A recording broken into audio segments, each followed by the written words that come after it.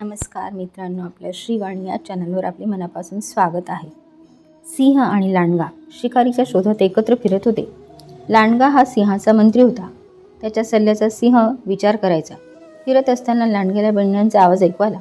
तो सिंहाला म्हणाला, महाराज, आपण मेंढ्यांचा आवाज ऐकला का? मी जाऊन पाहतो आणि जमले तर एका धष्टपुष्ट मेंढीची शिकार करून तुमच्या जेवणाची सोय करतो. सिंह म्हणाला, ठीक आहे, पण जास्त वेळ लावू नकोस, मला फार भूक लागली आहे.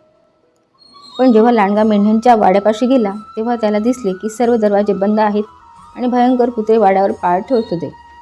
तो परत आला, पण खरे सांगण्याऐवजी त्याने सिंहाला सांगितले की त्या मेंढ्यांची शिकार करणं व्यर्थ आहे. ते अत्यंत बारीक आणि आजारी आहेत. आपण इतर कुठेतरी शोधूया. ह्या गोष्टीचं तात्पर्य आहे, कठीण परिस्थितीत बदलणाऱ्या मित्रांपासून सावध राहा. धन्यवाद मित्रांनो.